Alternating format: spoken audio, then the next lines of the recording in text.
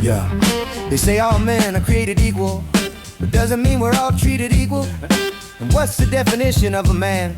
Does that include the savage man? Does that include the Chinese man? No. Does that include the red man? Okay. Does that include the African who's on the run from the clan?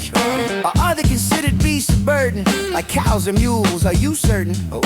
All white men are treated equal. All other men are mistreated equal. To end up as slaves for another, even though some are Christian brothers. Why do we look down on each other? From this, will we ever recover?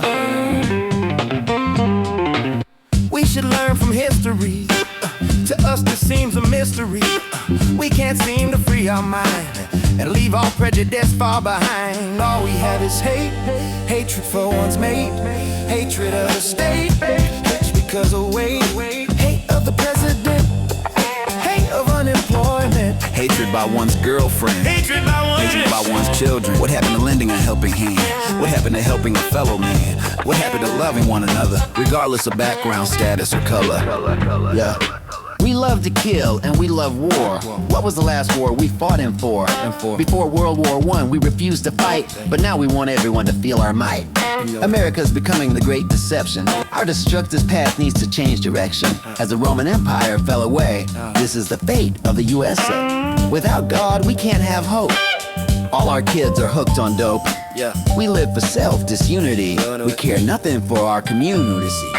If you can shape public opinion, their perceptions and belief system in such a way as to distract them from knowing or understanding the fundamental reality in which they are immersed. A prison without bars, this is the ultimate form of leverage. From when began under the Lincoln administration to quietly hijack the Constitution. We keep the poor in their place, make sure no others to dominate race. We were supposed to be the new world, but all we are is a cruel world. We hate commies, Jews, and Japs. We hate sex offenders, gays, and blacks. No more hating on another man. Don't hate women, women don't hate men. Don't hate the poor, don't hate the rich.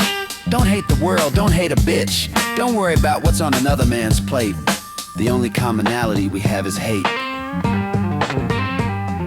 There's always a scapegoat to take the blame, to keep us hidden from our shame. We cannot live without a devil. So, someone to hate and to dishevel. Someone to hate, just another rebel.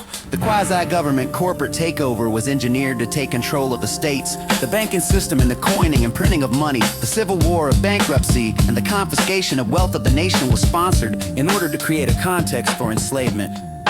The rulings of the Supreme Court changed the common law to be replaced by the Uniform Commercial Code.